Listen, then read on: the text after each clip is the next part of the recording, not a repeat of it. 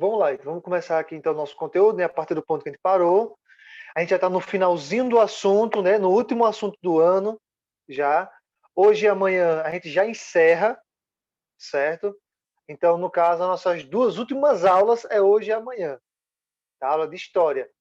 Porque semana que vem, né, na terça e na quarta-feira, a gente vai fazer só uma aula de revisão, tá? Só um resumão mesmo, aula de revisão, certo? Porque já é semana que vem, né? Já é na quarta-feira, nossa última avaliação, tá? Então a aula mesmo é hoje e amanhã, tá? Então se orientem aí para não faltar, beleza? Ou pelo menos tentar fazer de tudo para que não falte, né? Mas se caso caia a internet ou uma coisa e outra assim, aí tu não tem nem o que fazer, né? Bom, gente, então assim, vamos lá, vamos dar uma revisada. É Vamos dar porque uma... dia 14 é o último dia de aula, né? Isso. A partir da semana que vem já é semana de provas, né? De segunda-feira até sexta-feira, né? Vai ser só semana de provas, né? Durante a noite, né? Pela manhã serão, eu acho que todos os professores vão fazer uma espécie de revisão com vocês de manhã, para a noite vocês terem a última avaliação, certo? E aí, no caso, para quem passar direto, bom, né? Já fica livre direto. E para quem Bom não dia. passar direto, né? Para quem não passar direto, aí vai ficar para a semana, né, de prova de recuperação, né? Aliás, aula de prova de recuperação. Bom, gente, então vamos dar uma revisada aqui rapidinho. Tá? Na aula passada foi muito legal a nossa última aula. Né? A gente comentou aqui sobre o ponto negativo, né? Especificamente o ponto negativo das cruzadas. Tá, gente? Lembrando que o ponto positivo foi justamente isso aqui, né? O renascimento comercial, né? Ou seja, o comércio renasceu. Né? Por quê? Começou com as feirinhas, depois, aqui é o mapinha, né? Começou com as feirinhas, depois essas feirinhas começaram a ficar tão grandes que viraram bairros comerciais, e esses bairros viraram cidades comerciais, chamadas de burgos. E quem morava no burgo era chamado de burguês, certo? E aí esse foi o ponto positivo das cruzadas, né? Elas trouxeram de volta, elas reativaram, né, o comércio, tá? E qual foi o ponto negativo? A gente viu também na aula na aula de semana passada, né? O ponto negativo foi a peste negra, tá? O ponto negativo foi... Beleza, Rian. Viu, gente? O ponto negativo foi a peste negra, certo? Que foi uma doença terrível, né? A gente comentou muito aqui sobre isso, a gente comentou como as cidades eram sujas, como as cidades eram nojentas. Você pode ver aqui, ó, né? Ruas tortuosas, sem coleta de lixo, sem banheiros, né? A gente comentou aqui que tudo era jogado na rua, então tinha muito rato, muita sujeira, e isso dava brecha para um monte de doença, né? Como tem aqui nesse quadradinho vermelhinho, né, gente? Aqui, ó, varíola, a cólera, lepra, uma febre chamada de tifo e a peste negra, certo? E nós vimos aí especificamente que a peste negra ela chegou a matar, né? Ela durou, né, quase cerca de 10 anos, né, no teu auge ali, né, no auge da pandemia, né? Durou 10 anos e ela matou um terço da população europeia, né? Da população mundial ali, que foi cerca de 25 milhões de pessoas. É muita gente. Bom, gente, lembrando que vocês podem ligar o áudio de vocês, tá? Ou mandar no chat também, se tiver alguma pergunta, tá? Alguma pergunta ou alguma dúvida. Certo? Bom, Certo. outra coisa que a gente vê também é que essa doença ela é passada pela pulga, né, do rato, tá? Ela é passada pela pulga do rato. É uma doença muito, assim, ela transmite muito, muito, muito rápido, né? A transmissão dela, cara, é muito rápida, né? É muito rápida mesmo, certo? Só de você estar no mesmo quarto, né? Respirando ali o mesmo ar, você já pegava. Se você tocasse na pessoa, bicho, com certeza você pegava, né? Então era uma doença muito terrível, né? Assim. Aqui está uma imagem de como eram os médicos na época, né? A gente até comentou aqui como eram os médicos. Eles usavam essas batas pretas cobrindo o corpo inteiro para poder se proteger, né? Proteger todas as partes do corpo. Essas varetinhas aí era para poder estourar, né? Os bulbos, né? Os caroços de pus que tinha, né? Para não correr de estourar em cima deles. E essa máscara, como eu falei, ele não tinha o objetivo de parecer com a ave, não, tá? Tipo um pássaro, né? Um tucano, uma galinha, não.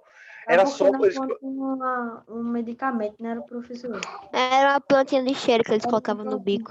eles colocavam algumas ervas, tá? Algumas ervas cheirosas, tá? Hã? Assistir aula aqui. Como é que é assistir Tem aula alguém aqui? tem alguém com o áudio ligado. Natanael, desliga o seu áudio, Natanael. Tá saindo vários barulhos, tá? Bom, ó, o Gustavo comentando. É verdade, Gustavo. Teve um aluno, Gustavo, uma vez que perguntou para mim se as pessoas que estavam doentes era que vestia esse tipo de roupa aqui, né? Que vestia esse tipo de roupa. E aí eu expliquei que não, na verdade essa roupa era para se proteger, né? Como eu estava falando para vocês, gente, a máscara é justamente isso, né? Era uma máscara que cobria o rosto inteiro, completamente, né? Não era tipo hoje, né? Que o pessoal pega a máscara, bota e bota no queixo a máscara. Eu não consigo entender se você é um ser humano que bota uma máscara no queixo. E tem gente que cobre só tipo a boca, não cobre o nariz, fica com a máscara na boca só. A máscara é para cobrir o nariz e a boca, porque você pode ser contaminado pelas duas coisas. Se você pegou a máscara e cobriu só a boca e deixou o nariz de fora, você não está fazendo nada. Se você botou no queixo, pior ainda. E tem gente que ainda é pior, que ainda bota a máscara pendurada no ouvido. Parece até que é um brinco. Bicho, pelo amor de Deus, se for você usar desse jeito, é melhor nem usar, porque não vai fazer diferença nenhuma. Né? Então você vê que a máscara aqui era mais pesada, era mais hardcore, né? Era uma máscara que ele cobria o rosto inteiro, deixava só as duas bolinhas do olho de fora. E esse bico, como eu falei, gente, esse bico ali era para eles colocarem várias ervas e incenso, tá? Na ponta do bico, porque essa doença era muito mal cheirosa, né? A pessoa estava podre, na verdade, né? Olha aqui a imagem aqui embaixo, né? Praticamente a pessoa ficava podre, né? A pessoa ia se espedaçando, né? Ficava pior do que o cheiro de um cadáver, né? Então, os médicos usavam aquelas ervazinhas ali para poder não sentir tanto mau cheiro, né? E outra, gente, eu não sei se eu comentei com vocês isso, essas pessoas que tinham a peste negra, Ô, tá, tem essa professor, doença. Oi. saindo um pouquinho do assunto, o senhor vai mandar esse slide no grupo? Gente, eu sempre mando, pessoal. Eu sempre mando. Não se preocupem, tá? Por enquanto, só prestem atenção na aula, certo? Só não se preocupem com isso. Viu, gente? Então, como eu estava falando para vocês, eu até esqueci o que eu estava falando agora. Poxa. Enfim, vamos continuar então, porque eu já esqueci o que eu estava falando. Bom, então tá aqui tá os sintomas, tá? Os sintomas da peste bubônica, né? Ah, gente, um detalhe, viu? Não sei se eu falei isso na aula passada, mas eu vou falar agora, só para vocês não ficarem com dúvida, certo? Em alguns livros de história, vocês vão encontrar o nome peste bubônica, tá vendo? Mas está correto das duas maneiras, certo? Tanto o nome peste bubônica como a peste negra está correto, tá? Dos Ô, dois jeitos. professor, eu Oi. escuto mais peste bubônica, assim, quando eu vejo as pessoas falando dessa doença, eu escuto mais peste É, bubônica do que peste negra. Mas é. eu já escutei os dois. Gente, o nome, assim, ela também leva o nome de peste bubônica por causa do nome bulbo, tá? Bulbo, para quem não sabe, é um tipo de caroço com pus, certo? Tipo uma espinha, né? Vocês ainda estão muito novinhos, acho que não estão com espinha ainda não, né? Ou só alguns estão. Mas deixa isso começar a crescer mais um pouquinho, ficar mais ali perto da adolescência, um pouquinho mais, vocês vão ver, né, que a espinha, ela é muito parecida com, ela é um bulbo, tá? Só que pequenininho, né? Ou seja, é tipo um carocinho com pus. Fala aí, Manuel. Eu acho que eu só ia falar sobre a peste negra porque ela tá na Bíblia. Não, não era isso não. Ainda vou chegar nessa parte. Ainda vou chegar aí. Bom, então calafrios, tá? No caso, você fica. Tipo, você está com febre, né? Quando você está com febre alta. Não sei se alguém aqui já pegou virose. Né? Você está com virose, você está com o corpo pegando fogo e morrendo de frio ao mesmo tempo. Né? É uma coisa impressionante isso. A pessoa chega a estar se tremendo de frio e o corpo pegando fogo. Eu tive que quase me matou. Pois é. Aí febre, indisposição, você já não fica com vontade para nada, a vontade é só ficar deitado sem fazer nada, né? Dor muscular, você sente muita dor, né? Você sente muita dor muscular. Convulsões, ou seja, quando a febre está muito alta, você tem convulsão. E a glândula linfática, né? No caso aqui, a garganta, por exemplo, né? Fica dolorosa, né? E a dor pode ocorrer na área antes de um inchaço aparecer, certo? Então, assim, aqui é só para a gente poder relembrar, gente, do quanto foi perigosa, né? Do quanto foi mortal essa doença, certo? Eu estou revisando aqui para vocês, porque teve algumas pessoas que faltaram na aula passada, e essa parte aqui do assunto ela é muito importante, tá? É uma parte bem interessante e importante, beleza? Vamos lá, vamos dar uma avançadinha um pouquinho mais aqui, ó. Então tá aqui o mapinha, onde eu mostrei para vocês por onde a doença se espalhou, né? Você vê aí que ela se espalhou pra caramba, né?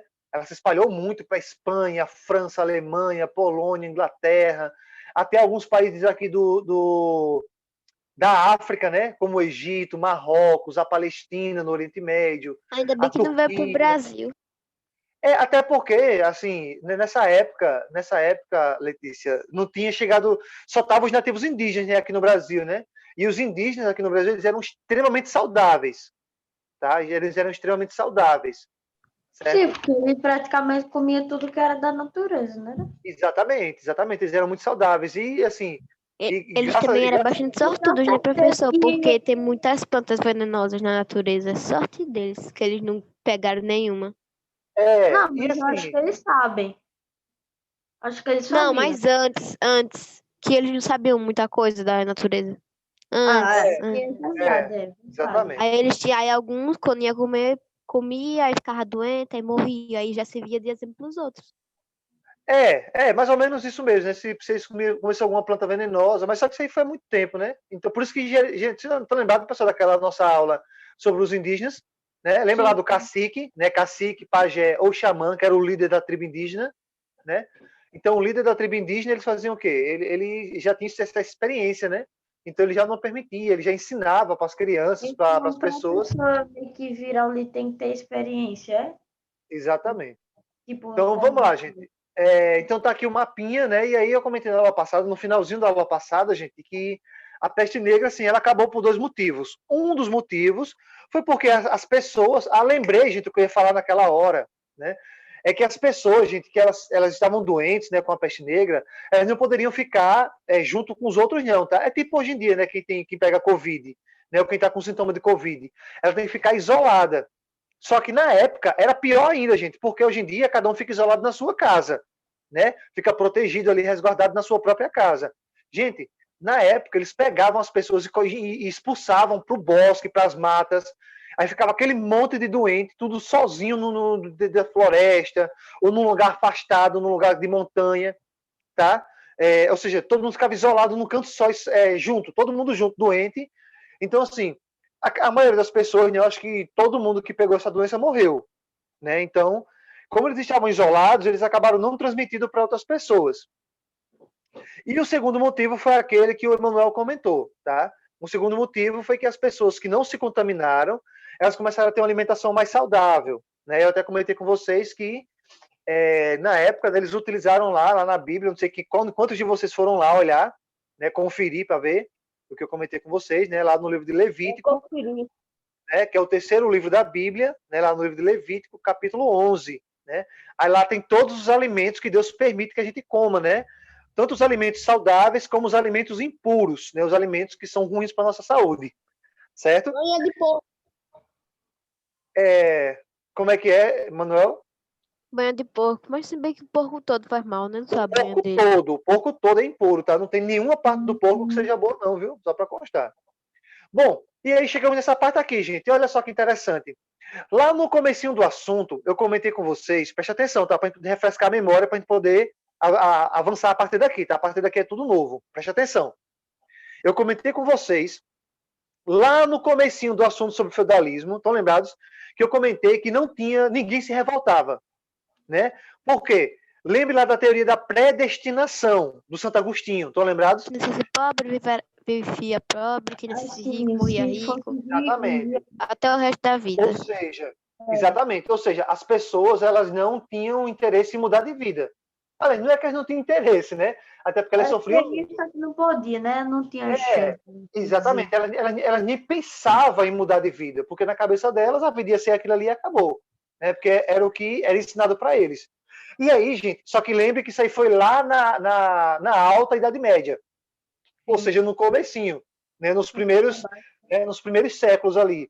Só que agora, gente, no finalzinho, perceba que a própria mentalidade das pessoas estão mudando, certo?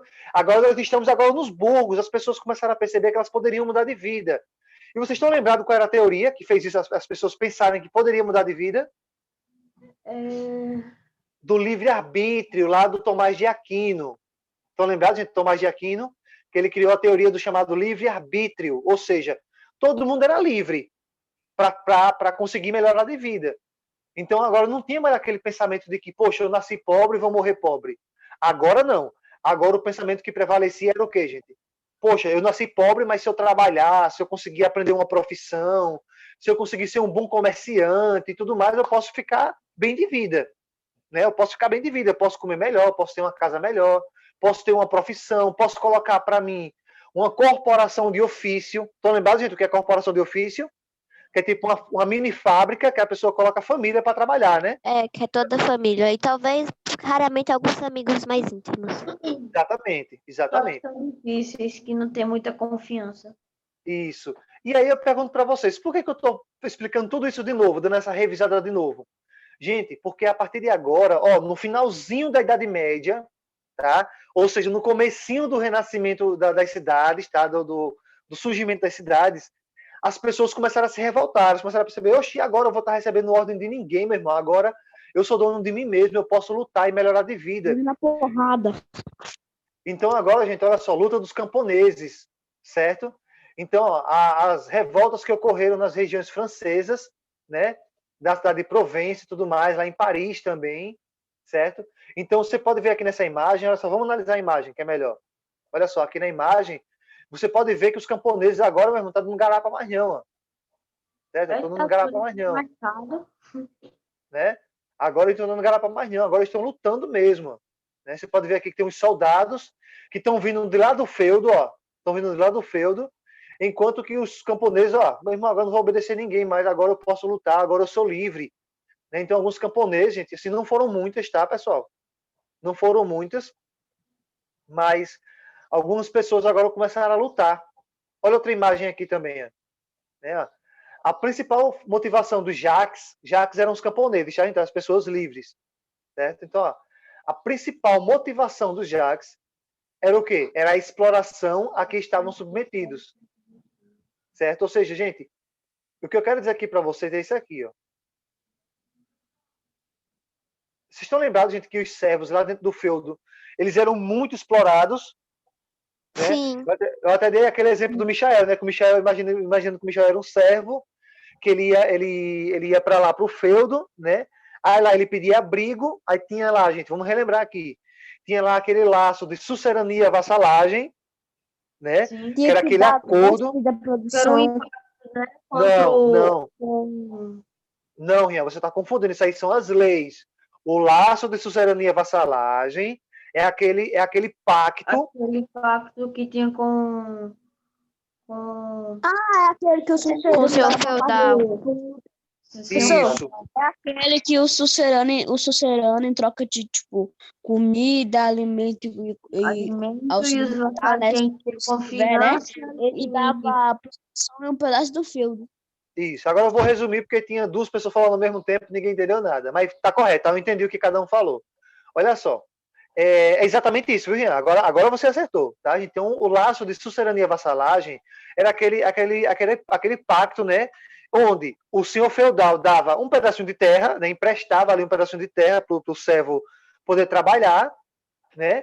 Enquanto que o servo, né? No caso agora, né? O vassalo, ele teria o quê? Que dá confiança. Isso. Ele poderia ser um cargo de. Primeiro, ele não poderia quebrar o acordo, né? Então ele é um caso de confiança ali, ele poderia ser um conselheiro também, e quem sabe até auxiliar, né? E quem sabe até auxiliar em alguma guerra que tivesse, tá? Mas lembre, gente, que agora sim, viu, Rian? Agora sim nós vamos para as leis. Mas lembre, gente, que os servos lá no feudo, eles tinham que cumprir um monte de lei. Um monte de lei. Tudo era Tinha a corveia, né? Que a corveia basicamente era aquela obrigação que fazia com que o servo ele tivesse que trabalhar 3 ou 4 dias por semana na casa do senhor feudal, né? Isso aí era a corveia. Tinha também a talha, né? A talha era uma parte da produção que era dado para o senhor feudal. As banalidades, que era você pagava um pedaço da tua produção por cada material que você utilizasse, né? Cada ferramenta que você utilizasse. Tinha a captação, que era uma parte da produção por cada membro da família, né? Tinha o dízimo, né, que era o tostão de Pedro, que era 10% da sua produção, também ia para a igreja, né, para o senhor feudal, né? E lá tinha a mão morta, tinha a albernagem, tinha várias, né? E, cara, então, ou seja, olha essa palavrinha de novo, gente, aqui, ó. Então, os servos, eles eram muito explorados, tá? Eles sofriam exploração muito grande, tá bem? Eles sofriam exploração muito grande, certo? E aí, o que é que eles faziam? Olha o que é que eles faziam, aqui no segundo ponto, ó. Os rebelados, né, no caso, os revoltosos, os camponeses que se revoltavam, queimaram castelos e assassinaram senhores. Olha aí a raiva da galera. Botaram pocando, né? Botaram pocando. Eles chegaram até a queimar castelos inteiros, né?